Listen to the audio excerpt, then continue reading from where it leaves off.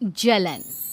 ममता बहुत ही सीधी और प्यारी लड़की थी, वहीं सुनील एक सरल और आगे बढ़ने की सोच रखने वाला लड़का। सुनील, बेटा सुनील कहाँ है? अरे जरा एक गिलास पानी तो दे दो। हाँ माँ, अभी आया। क्या माँ, पानी तेरे सर के पास ही तो रखा है, क्या हो गया है? तबीयत खराब है क्या? अरे नहीं नहीं, वो उठने का मन ही नहीं कर रहा था तो देखा ही नहीं। वैसे क्या कर रहा है? यहाँ बैठना मेरे पास। माँ पढ़ रहा था। वो कहना नौकरी में तो वक्त नहीं मिलता, अब ऑफिस से घर आकर ही तो वक्त मिलता है। अच्छा अच्छा ठीक है, पढ़ ले जा बेटा। सुनील पढ़ लिख कर और आगे बढ़ना चाहता था, लेकिन माँ की तबीयत खराब देखकर सोचता है कि शादी ही कर ले। कब तक माँ का ख्याल वो अकेले रख पाएगा? तो एक दिन, माँ ये ममता है, मैंने इससे शादी कर ली है। तुम्हारी तबीयत भी ठीक नहीं रहती तो मैंने सोचा शादी कर लेता हूँ। घर संभालने वाली और तुम्हें संभालने वाली कोई आ जाएगी तो अच्छा रहेगा। माँ अचानक से सामने बहू देखकर हैरान रह जाती है। बेटा ये क्या बात होती है? न बैंड, न बाजा, न दहेज, न शगुन, ऐसे कैसे बहू आ गई? माँ तू तो जानती है मैं नौकरी के साथ पढ़ाई कर रहा हूँ, तो कहाँ से इतना पैसा बचा पाता कि धूमधाम से शादी करता। वैसे भी माँ लोग तो आकर खाकर निकल जाएंगे, इसलिए बस वैसे ही। माँ जी, मैं आपका ख्याल रखूंगी। वैसे भी ये आगे की पढ़ाई कर रहे हैं, अच्छा कुछ कर गए तो सबके दिन फिर से अच्छे आ जाएंगे। सास को ममता की बात ठीक तो लगती है, लेकिन मन में कहीं ना कहीं लगता है कि कहीं बहू बेटे को लेकर फुर्र ना हो जाए और फिर तो वो रह जाएगी अकेली। बेटा देख, मेरा जो कुछ भी है वो सुनील ही है, और सुनील का भी अब इस दुनिया में मैं ही हूँ और कोई नहीं। क्या सुनील? बिल्कुल माँ, लेकिन आज से ममता भी मेरे जीवन का अहम हिस्सा है, जैसे तू है। सास को बड़ा बुरा लगता है कि उसकी सल्तनत में कोई और हिस्सेदार कैसे हो सकता है। कैसे कोई और उसके 30 साल के बेटे की जिंदगी में अचानक से आकर बराबर का हिस्सेदार बन सकता है। देख बहू, मैं भले थोड़ा बीमार रहती हूँ, लेकिन इसका मतलब यह नहीं कि घर की चीज़ों में मेरा कंट्रोल खत्म हो गया है। मैं आज भी इस घर की रानी हूँ, समझी? बेटा सोचता है कि ये माँ को अचानक से क्या हो गया। कल तक जो माँ कहती थी कि जिंदगी का कोई भरोसा नहीं, वो अचानक से जंग के मैदान की झांसी की रानी कैसे बन गई? माँ क्या हो गया है? सब ठीक है ना? अचानक कैसी बात कर रही हो? ममता का आज पहला दिन है, स्वागत करो उसका। आसपास की आंटियों को बुलाओ, नई दुल्हन की मुंह दिखाए करवाओ। खैर, सास होने का फर्ज निभाती है और बाद में एक सहेली के साथ बाहर निकल जाती है। क्यों री बताया नहीं कि बेटे का ब्याह कर रही हो? वैसे तो सारा दिन हम ही में घुसी रहती हो। अरे मुझे भी तो अभी पता चला, यूं अचानक सर पर लेकर आ गया। कहता है बहू है माँ तुम्हारी, अब इसको भी इतना ही मैं प्यार करता हूँ जितना तुझे करता हूँ। लो जी, ये क्या बात होगी? क्यों इतना प्यार करता है? अरे माँ का प्यार तो ज्यादा होता है। अब उसको तो कोई दूसरा पति मिल सकता है, लेकिन तुम ही बताओ, क्या माँ की ममता किसी और की हो सकती है? ना जी ना, बेटे को समझाओ ये बात। अरे क्या समझाऊं, मुझे तो खुद ही समझ में नहीं आ रहा कि क्या हो रहा है।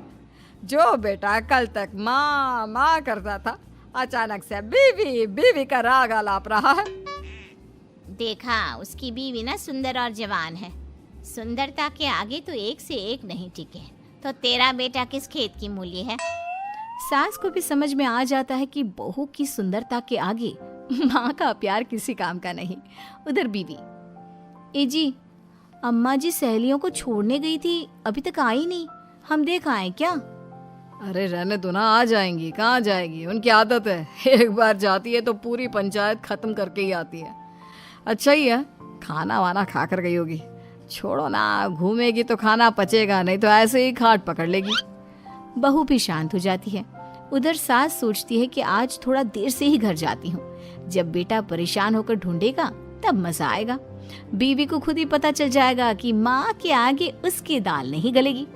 लेकिन वहीं दूसरी ओर घर पर, ए जी, माँ जी अभी भी नहीं आई, हमको तो घबराहट हो रही है कि क्या करें, जाकर पता करें किसी के घर। अच्छा, कहाँ जाओगी ये भी बता दो। पहला दिन है तुम्हारा इस घर में और एक ही दिन में मोहल्ला छानोगी क्या? हाँ, तो आप भी तो नहीं जा रहे हैं ना, हमको फिक्र हो रही है।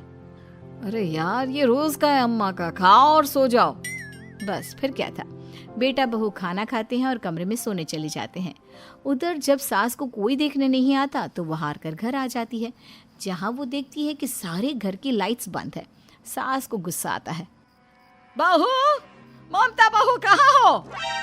लेकिन सारे दिन की थकी बहू को ऐसी नींद आती है जैसे किसी ने भांग की गोली खिला दी हो। वो तो नहीं उठती।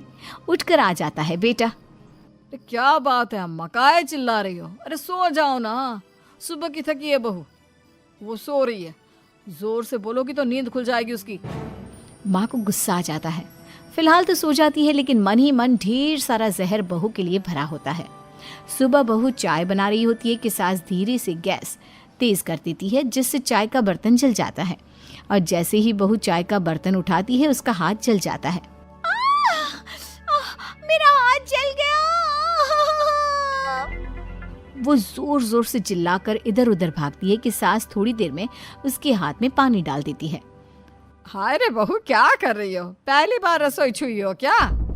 सासू माँ गलती से गैस तेज रह गई थी और बर्तन जल गया, जिससे मेरा हाथ जल गया। हाय रे, कितना गंदा दाग। छी छी छी छी, मुझे तो उल्टी आ रही है तेरा गला हुआ मांस देखकर। तू ना मुझे अभी साथ से खाना मत लगाना। बहू भी खुद का हाथ देखती है तो उसे भी रोना आ जाता है। कुछ दिनों के बाद सास की सहेली आती है। बहू चाय बनाकर लाती है। उसके जाने के बाद सहेली कहती है, बहू की सुंदरता ऐसी है कि कोई भी दीवाना हो जाए। वैसे तेरे बेटे का क्या हाल है? अरे वैसा ही है, बहू के पीछे लट्टू। क्या करूं, कुछ समझ में नहीं आ रहा। मैंने तो बहू के चेहरे पर दिवाली के पटाखे की चक्री फेंक दी, उसका पूरा चेहरा जल गया। अब देखो ना रही सुंदरता, और ना ही अब मेरा बेटा उसे पूछता है। अरे अब तो वो उसे छोड़कर दूसरी भी देखने को बोल गया है मुझे। बहू सारी बात सुन रही होती है। आंटी एक बात बताइए, क्या भरोसा है कि दूसरी सही आए और आपके अनुसार रहे? देखिए आंटी, मेरी सासू माँ को गलत बात सिखाने की जरूरत नहीं है। हमारा परिवार साथ में खुशी से रह रहा है। देख बहू, मेरी सहेली की बेइज्जती ना कर, वही अच्छा रहेगा तेरे लिए, समझी? बहू नहीं मानती है। वो बार बार उनकी सहेली को घर से निकल जाने को कहती है। तभी सास की सहेली पास के चूल्हे से लकड़ी लाकर बहू के चेहरे पर लगा देती है। बहू जोर जोर से रोने लगती है। अरे ये क्या कर दिया?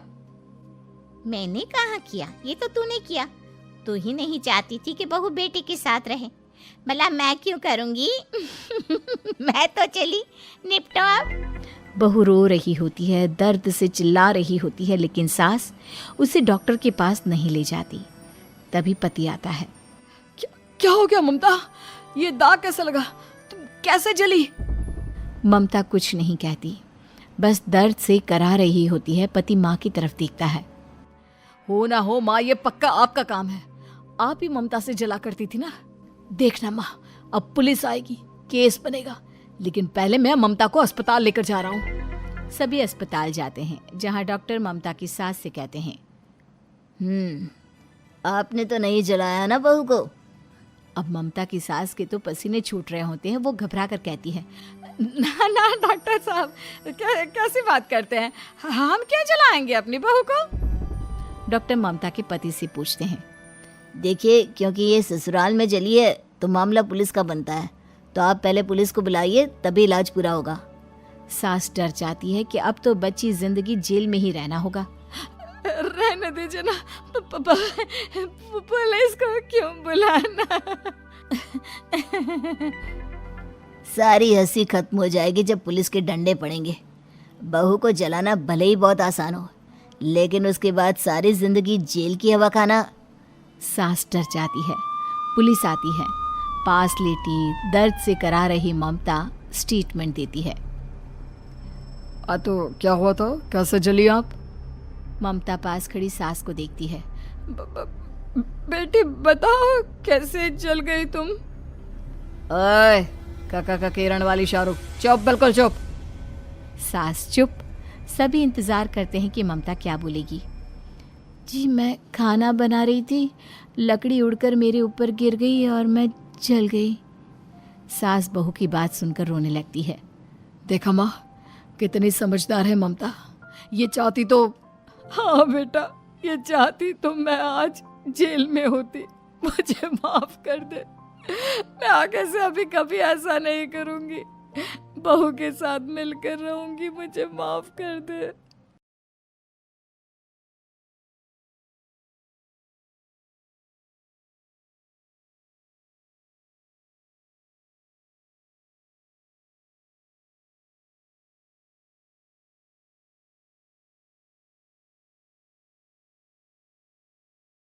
पति, पत्नी और नौकरानी। शीतल और अभिमन्यु की शादी को 5 साल हो चुके थे, लेकिन अभी तक उनका कोई बच्चा नहीं हुआ था। इसकी वजह से शीतल और अभिमन्यु परेशान रहते थे। लेकिन उन दोनों से ज्यादा परेशान थी शीतल की सास, यानी अभिमन्यु की माँ जानकी देवी। जानकी देवी चाहती थी कि जल्दी से जल्दी उनकी गोद में पोता या पोती आ जाए, और इसीलिए वो अपनी बहू शीतल को लेकर एक दिन हॉस्पिटल पहुंची। डॉक्टर मैडम, जरा ठीक से चेक करके बताइए ना। कई बड़े बड़े डॉक्टर को दिखाया है, लेकिन मेरी बहू माँ ही नहीं बन पाती। मैंने शीतल को बहुत अच्छे से चेकअप किया है। देखिए, बात यह है कि शीतल के अंदर माँ बनने